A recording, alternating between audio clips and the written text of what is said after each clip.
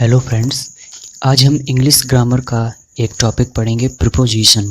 शुरू करते हैं वीडियो को।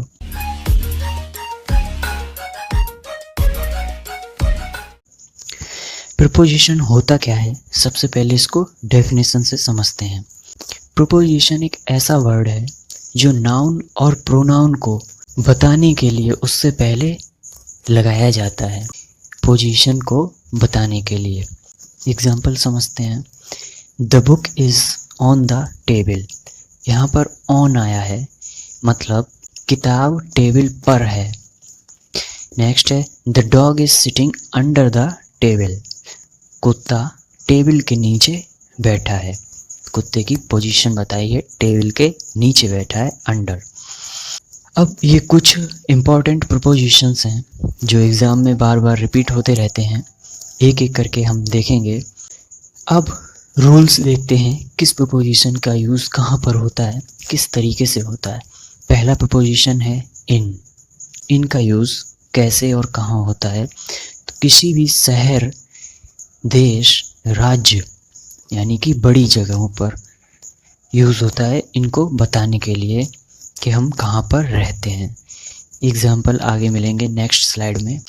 दूसरा पॉइंट है जब कोई व्यक्ति या वस्तु पहले से ही अंदर हो। कोई भी व्यक्ति, कोई भी वस्तु पहले से ही अंदर हो। नेक्स्ट मंथ, ईयर, सीजन, इन सब के लिए भी हम इन का यूज़ करते हैं। एग्जाम्पल देखते हैं। We lives in India. हम इंडिया में रहते हैं। He is swimming in the pool. पहले से ही अंदर है पूल में, तो यहाँ पर इन यूज़ हुआ है। नेक्स्ट है his birthday is celebrated in January. तो यहाँ पर मंथ आया है, इसके लिए भी इन यूज़ हुआ है। नेक्स्ट पॉइंट है अमन विल मैरी इन 2022। यहाँ पर ईयर बताई है, इन ईयर को रिप्रेजेंट कर रहा है। नेक्स्ट वर्ड है एट। किसी निश्चित समय को बताने के लिए, एग्जैक्ट टाइम को बताने के लिए एट का यूज़ होता है।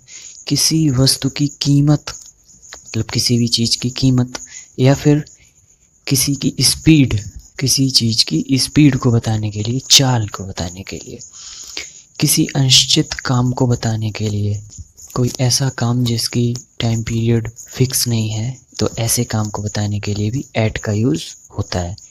एग्जाम्पल देखते हैं। The lecture starts at 11 AM। Fix time बताया है ना, पीछे था ना एक निश्चित समय को बताने के लिए, तो फिक्स टाइम बताया है यहाँ पर कि 11 बजे लेक्चर शुरू होगा।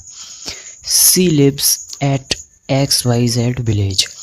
यहाँ पर देखिए, पिछली स्लाइड में हमने बताया था कि इनका यूज़ होता है कोई भी जगह बताने के लिए, लेकिन कोई बड़ी जगह बताने के लिए हम इनको यूज़ करते हैं। लेकिन जब कोई छोटी कस्बा या कोई छोटा गांव ऐसी जगह आती हैं जब, तब एट का यूज़ करते हैं। या कोई हमको स्ट्रीट बतानी है, गली बतानी है, मोहल्ला बतानी है, मतलब एड्रेस देना है, तो एट का यूज़ करते हैं। ये इम्पॉर्टेंट पॉइंट है। I got that dress at 500 rupees. ये कीमत बताने के लिए था। Shubh is driving at 80 km/h। ये स्पीड बताने के लिए था। Next above. एबव का यूज़ किसी ऊंची जगह को बताने के लिए, किसी ऊंची जगह को बताने के लिए, किसी अधिक संख्या को बताने के लिए इनका एबव का यूज़ होता है। इनटू का यूज़ होता है अंदर की तरफ गति, जब अंदर की तरफ मोशन हो रहा हो तब इसका यूज़ करते हैं। और कब करते हैं, जब कोई चीज़ एक रूप से दूसरे रूप में बदल रही हो, तब यूज़ करते हैं। एग्जाम्पल देखते हैं पहले एबव का। The birds flu above the cloud. आसमान में पक्षी उड़ रहे हैं। सी स्कोर्ड एबव 20 इन टेस्ट। इसने 20 नंबर से ज़्यादा टेस्ट में पाए हैं। इनटू का use the frog fail into the well. मतलब कुएं में मेंढक गिर गया, मतलब मोशन हुआ है अंदर की तरफ, तो यूज़ हुआ है। Milk turns into curd. दूध दही में बदल गया। एक चीज़ से दूसरी चीज़ में बदली है चीज़, इनटू का यूज़ हुआ है। नेक्स्ट है टू, किसी लक्ष्य या संबंध को बताने के लिए, कोई टारगेट हो या रिलेशन हो, इसको डिनोट करने के लिए टू का यूज़ होता है। किसी टाइम लिमिट को बताने के लिए भी टू का यूज़ होता है। किसी एडजेक्टिव के साथ कंपेयर करने के लिए यानी कंपैरेटिव डिग्री को बताने के लिए टू का यूज़ होता है।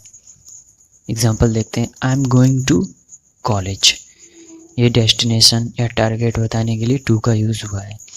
The poor beggar was begging door to door, my brother Anil is elder to me, ये रेफरेंस देने के लिए भी यूज़ हुआ है, संबंध बताने के लिए।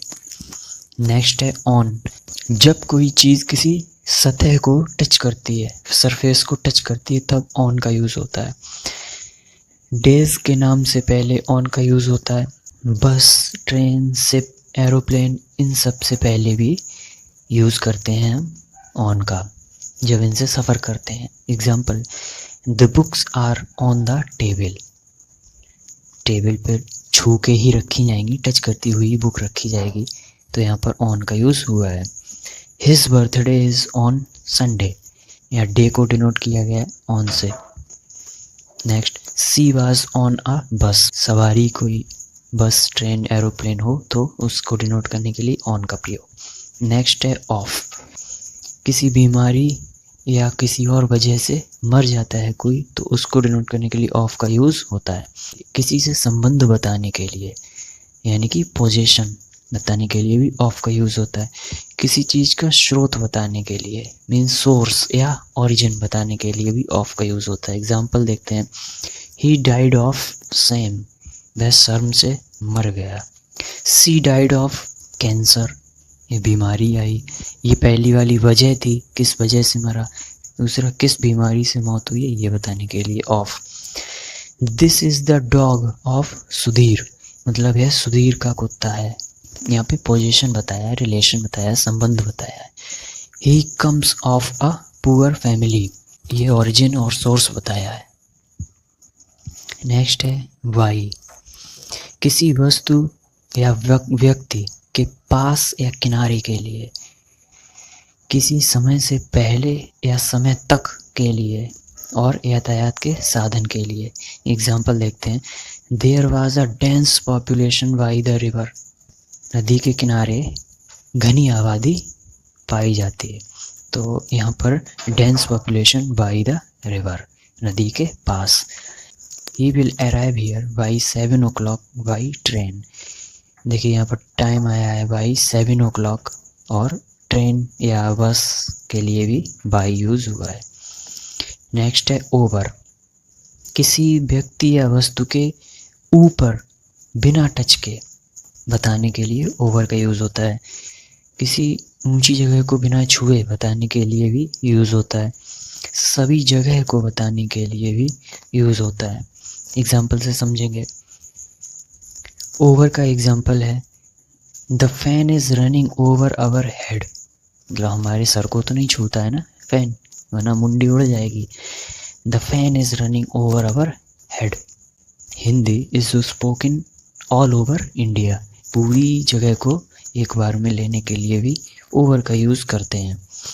जो पढ़ाया है इसकी PDF आपको मिल जाएगी टेलीग्राम ग्रुप में, जिसका लिंक डिस्क्रिप्शन में है, तो आप PDF वहाँ से ले सकते हैं ज्वाइन करके। बिटवीन का यूज़ देखिए, difference between cows and buffalo, she took tea between the hour. देखिए बिटवीन का यूज़ होता है दो चीज़ों के बीच की बात करने के लिए, इसीलिए बिटवीन काउस एंड बफेलो, ये दो प्रजातियां हैं, काऊ अलग बफेलो अलग, दो प्रजातियों के बीच में अंतर पूछा है तो बिटवीन का यूज़ हुआ है। दो से ज़्यादा के लिए एमंग का यूज़ होता है।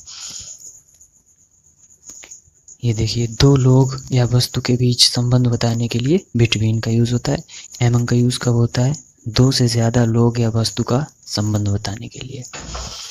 नेक्स्ट है बिसाइड, किसी के साथ या बगल में बताने के लिए, और बिसाइड्स किसी के अलावा या अतिरिक्त के लिए। एग्जाम्पल देखते हैं, my house is beside police station, मतलब मेरा घर पुलिस स्टेशन के पास है। और बिसाइड्स का example, besides English I know Hindi and Urdu, English के अलावा मैं हिंदी और उर्दू भी जानता हूँ। नेक्स्ट है अंडर, किसी वस्तु या व्यक्ति से नीचे की स्थिति के लिए। और बिहाइंड का यूज़ होता है किसी व्यक्ति या वस्तु से पीछे की स्थिति बताने के लिए। अंडर का एग्जाम्पल देखते हैं, he was sitting under the tree, पेड़ के नीचे बैठा है।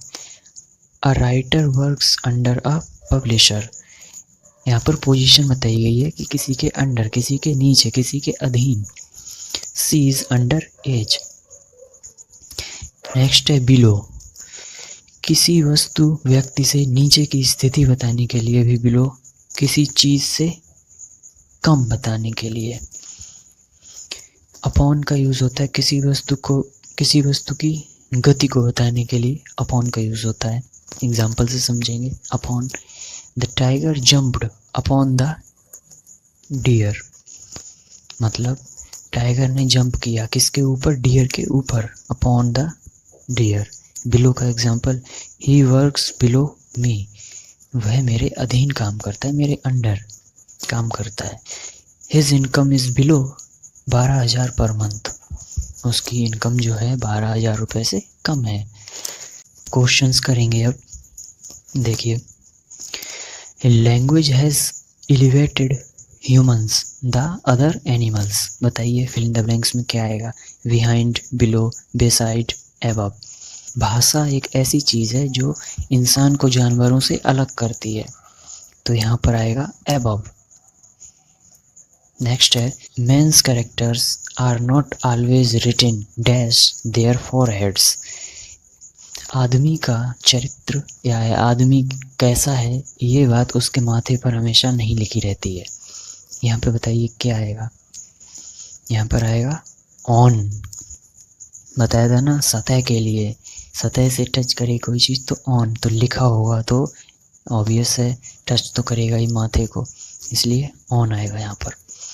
नेक्स्ट है, organising a whole department is dash his capability, कोई भी डिपार्टमेंट का पूरा ऑर्गेनाइजेशन, पूरा संचालन करना उसकी क्षमता से डैश है, क्या है, यानी बियॉन्ड है, मतलब उसकी क्षमता से बाहर है, परे है, मीन्स जो उसके बस में ना हो।